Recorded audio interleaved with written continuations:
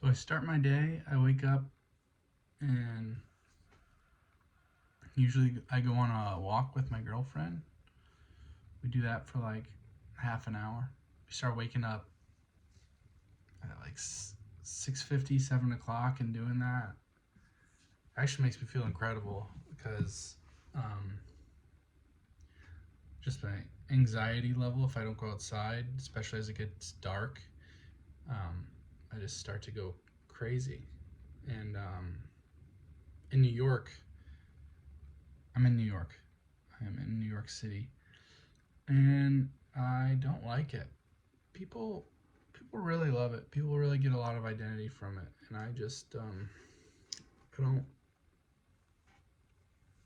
don't like it. I guess I should go back.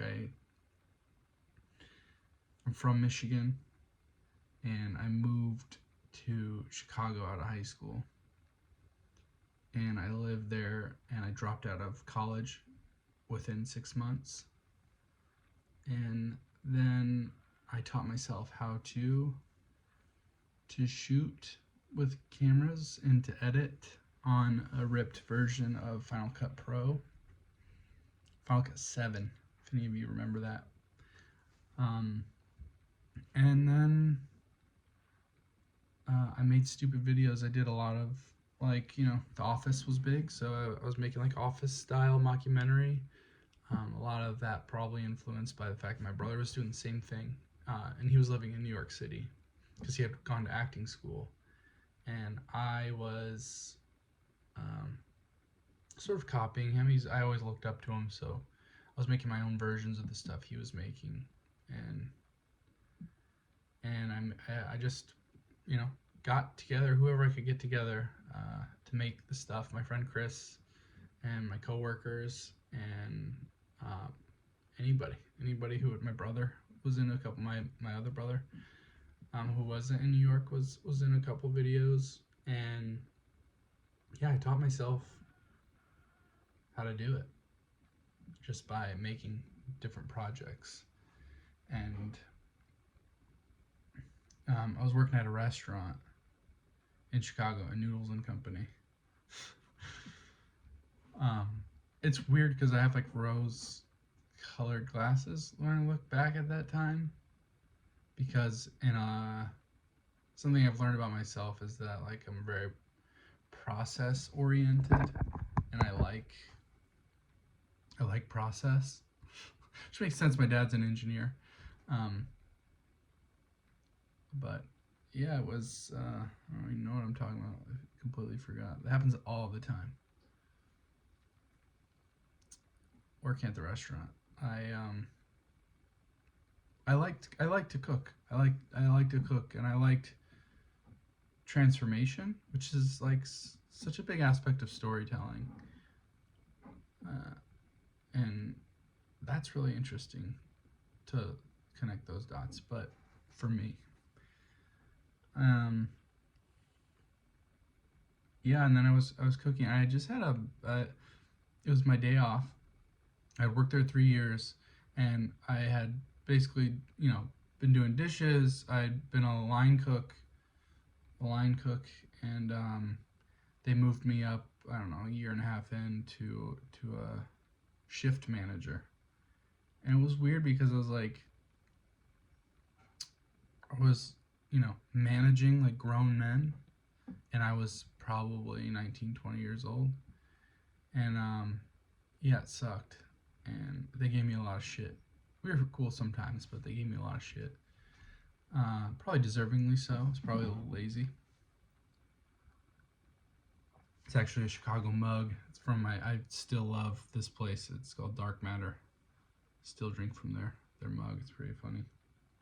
It's just great coffee, and they have these. It's just great. I haven't been there in years and years and years, but yeah. So I was doing that job, and I just had my first day off in a while. I was working a lot, and they called me at like 8 a.m. or something, and they're like, "Can you come in today? So and so didn't, can't come to work or whatever, or we're shorthanded." And I had a mental breakdown. I had like weird because I didn't. I might have like cried, but it was more just like head down, you know, just putting your head down and just being defeated. And it's crazy. I made a very strong decision, and then I also made a very weak decision. Not weak. I needed to do it at the time. I just stopped going. I stopped answering the phone. I stopped going to the restaurant. I didn't tell anyone what happened. My best friend, who was my roommate, and worked. I got him a job there too. They were like, "So is what happened to Alec?" They just he's so funny because he's so shy and quiet. I just wonder what he said. I think if I remember, he just said, "Yeah, he's not coming back anymore," which is so funny because that's what happened. I just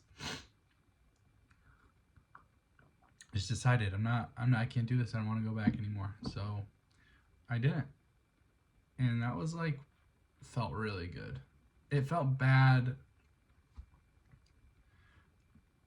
That was a moment where it's like if you don't just like face the your fears or face the music, um, then it's just like you gotta walk around like on eggshells, you know. Like if I gotta walk by that restaurant, you know what? Someone's gonna come out and they see me.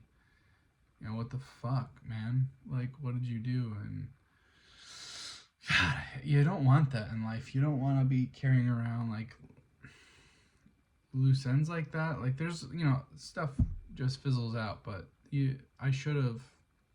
Who cares now? I guess I don't care. I'd go walk right into that store. Um, but it's funny because I then worked at the bakery, like a block from my house, because they were hiring as a dish person. And then I did the dishes there for like 6 months, and then the girl that was doing the position called production, which is I don't know, it's just like someone who bakes the bar, like the easier stuff, like lemon bars and stuff, and makes um, buttercream for the cake maker. Uh, she was leaving, so they instead of hiring someone new, they just brought me in to do that. They moved me up and showed me how to do it, and then replaced the dish person, who ended up being like I was only there for a year. Two other people came through and did that job, and the whole year I was there. It's not fun and it's shit pay, but it is what it is. I don't think the bakery exists anymore. Um, and I did that, and then after a year of that, I had to quit because my brother's friend who worked at BET, Black Entertainment Television, and for Viacom in New York City, in Manhattan, was leaving to LA.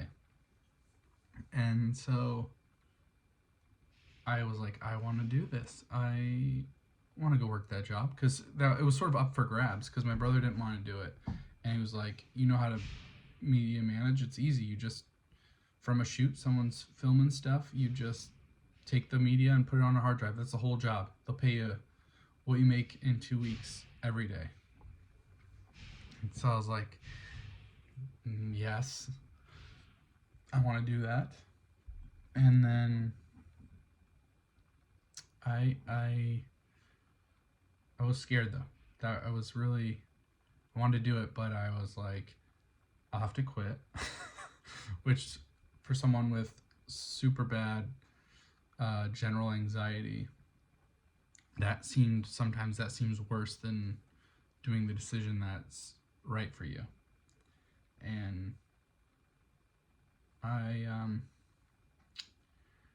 had to sort of make that decision, and later that day, my brother's friend had called me and said, "Do you want this job? You kind of got to make this decision today." And without thinking, I said yes. To give 1 second of context, I had gone there once and done a week of work, maybe 2 weeks total. I'd flown to New York just to work there for a week. That's how much more money it was than the bakery job I was doing. So I knew a little bit. It was enough, you know. I had done it before. That was very, very, very scary. Going from the stakes of working at a bakery to going, 28 floors up at a building in Times Square in New York City. Um, it's crazy. Like I don't know how I had the bravery to do that. I think I was just desperate and poor, which is funny because it's been, you know, I'm 31. It's been 10 years, 9 years, and I find myself in a similar financial situation, maybe way worse off. And to look back and be like, man, you were fine. Like, you had like one school loan that was like 5 grand, and you'd pay that off in your life. But now it's just like fucked, you know. But yeah. So I said yes, and I left like a month later, and I started working at BET. Yeah, it was a fucking blast. It was a lot of hard work, but I was like ready for anything. It was crazy. I would just like go for it, and I feel like I've lost a lot of that. Um, but this thing that's always stuck in the back of my head has been YouTube. I grew up on YouTube. Obviously, no, that's not obvious. Maybe it is. YouTube came out in like 2006, and I graduated high school in 2011. So the formative years, YouTube was like a thing, and it's so like, oh, if I would have known what I know now, kind of thing. I would have just like invested all my time into it. Oh wait, I did some, but it's all gone. It's all trash. It's just stupid kid videos. And even in college, I put it on like Vimeo, some of the videos instead of YouTube, and I should have been putting everything on YouTube. But that's where I kind of find myself now. Like I did the BET thing, and then 2 years into that, I quit like a fucking idiot. Um, I don't really regret it though, because I went to Thailand with my best friend for a couple weeks, and that was like the time of my life. And then I came back and just started freelancing, and I worked on some movies, and I worked on some food commercials, and I made my own movies, and I started developing my voice a little bit. It's still happening. It's such a slow grind. Like, some people are so talented and it just right off the bat. For me, it's been this really slow grind, and I think that's sort of everything I learn. I take a long time, but I always get there. And a lot of times I start to exceed what I thought I could do. And I think that's fucking cool. People should believe in themselves, and they should follow their, you know, stuff they like, and not worry about if you're going to be good enough. Or unless you're a doctor, maybe, I don't know. I'm not an advice person. But yeah, then I made a bunch of stuff, and then I've worked at Entrepreneur magazine as a freelancer, and then some agency work, and then I started a company with my brother and our great friend 3-4 years ago. And at first it was tough, and then it got really good in the middle, and then it got tough again. At the peak of COVID, when it was business was probably the best, which is like kind of fucked up, but also I feel like we're not the only ones that experienced that. Obviously, I think a lot of people got rich during COVID. We did not get rich, but we were able to pay ourselves every week for the second half of that.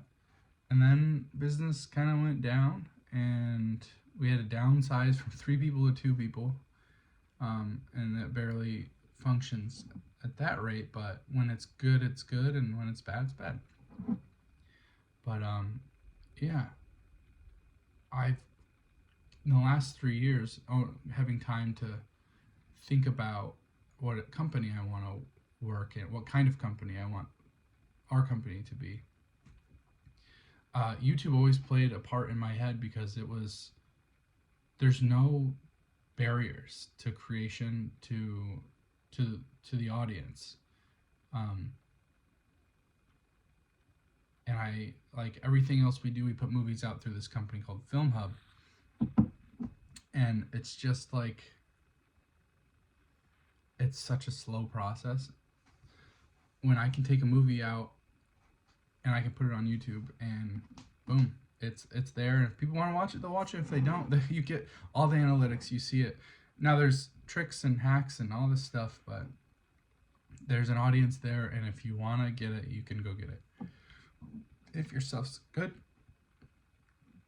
they'll they can see it.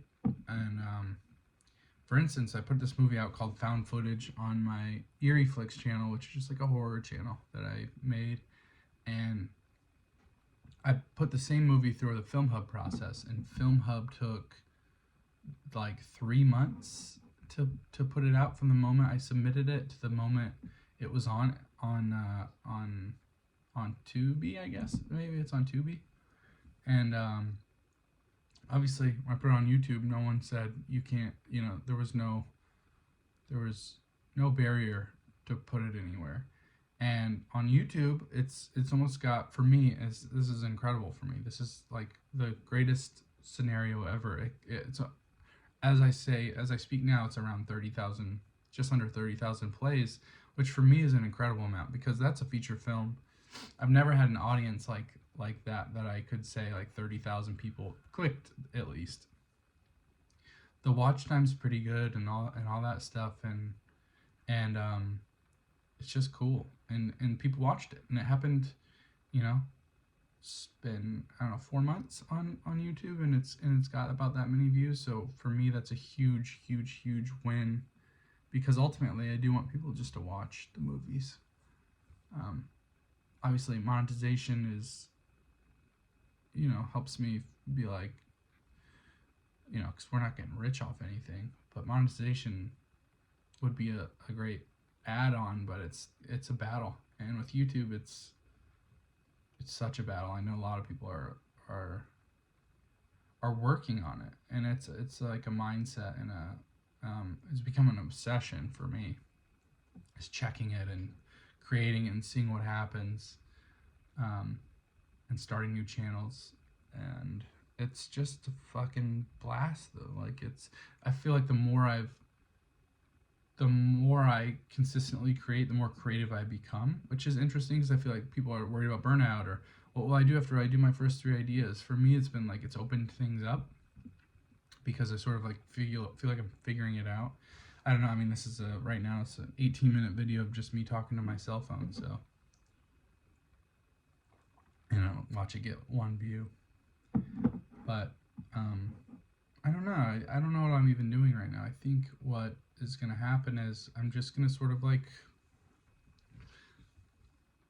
maybe weekly or day, I don't know. I'm just going to record sometimes the process, the creative process, the YouTube journey, the life journey,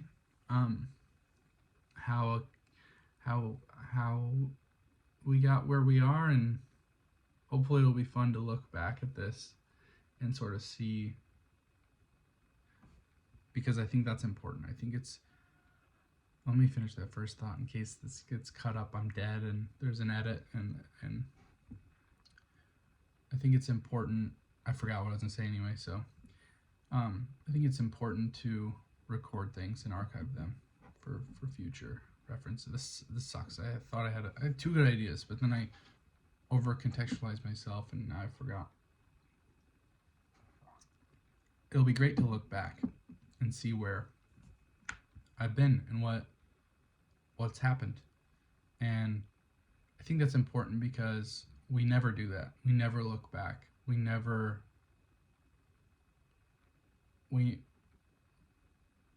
Not all of us, but we never look back and see, like, look at all this progress, because it's such a rat race sometimes. You're just like, more. I need to, every day I feel like I'm behind when I wake up. So when I go to bed. So I need to figure that out. But you gotta take the time. And I'm saying this, but I don't do it. So I think I'm saying it so I do it. And maybe I just say it multiple times until I actually do it. But looking back and appreciating, the progress, appreciate the progress.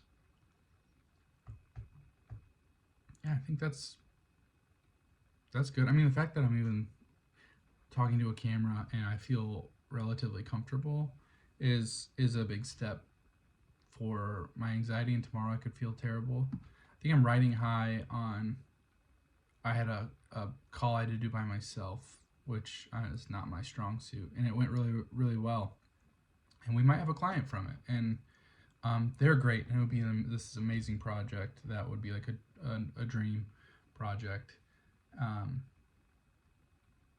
and it's like when I conquer those fears, when I just like dive in, just answer the phone, make the call, I feel the next day I feel stronger. I feel it's like exposure therapy to the anxiety. And I think that's for me, my anxiety. I have anxiety.